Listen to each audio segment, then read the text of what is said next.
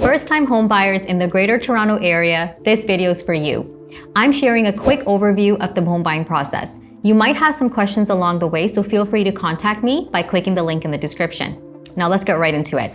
The first step would be to get a pre-approval. Now, what's a pre-approval?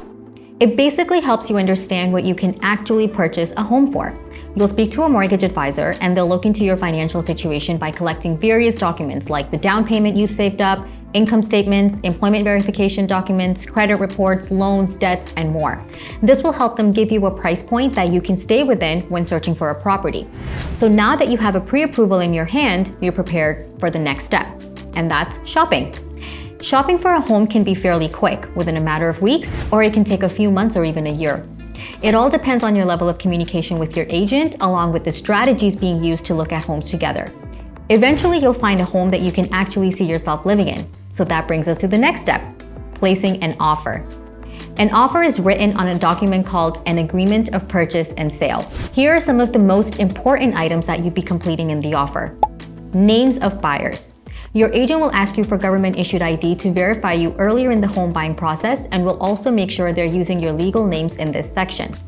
Purchase price. This is the price that you'd like to buy the house for. Deposit. This is the amount that you're willing to pay, usually within 24 hours after the offer is accepted. And typically we see it being around 5% of the purchase price. Again, if you have any questions or need clarification on any of this, just check the description below for my contact info and get in touch. I'll be happy to provide more context to help you get a better understanding. Okay, another item on the offer is completion date. This is when you'd like the keys in your hands, or also called closing day. Irrevocable date. This is the time frame that you've given the seller to respond back to you. If they don't respond by this time, then your offer is dead. Title date. This is the date by when your lawyer will be completing a title search to make sure there's no liens on the property. Basically, they're researching the legal ownership of the property and any claims against it. Chattels and fixtures. Chattels are not included in the sale price unless stated in the agreement, whereas fixtures are all presumed to be included in the sale unless also stated in the agreement. So for example, things like curtains, furniture, and some appliances are chattels, whereas chandeliers, ceiling fans, furnaces are fixtures. Schedule A. This is where all of the essential terms of your offer will go. For example, do you need a home inspection? Then you'll add a condition here saying that you need to conduct a home inspection within a certain time frame if the offer is accepted.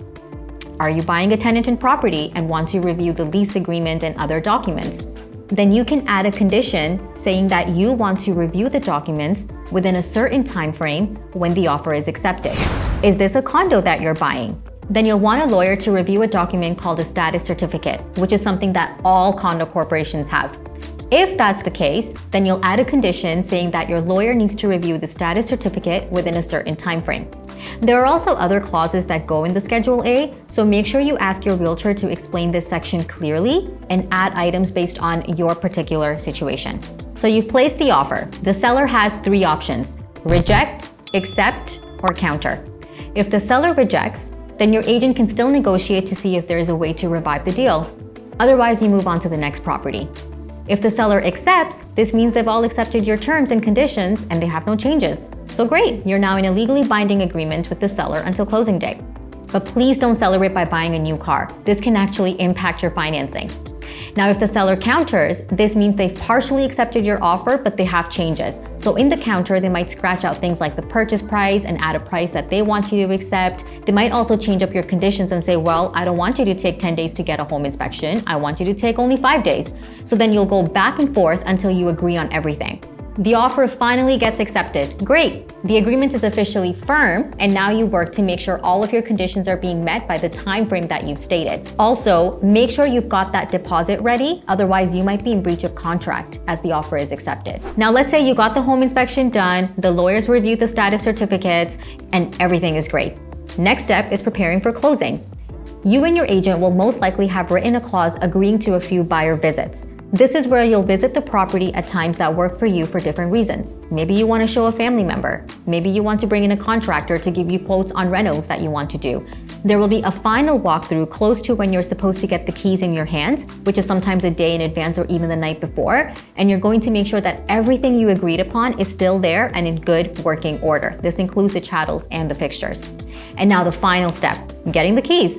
So you finally get the keys in your hands to your new home. There are a lot of other items that you need to take care of a few weeks before this step. It'll be things like setting up the internet, utility accounts, changing addresses for your government-issued IDs and mail, signing kids up for schools or childcare nearby, and a lot more. So click the link in my description and I can share the checklist for that.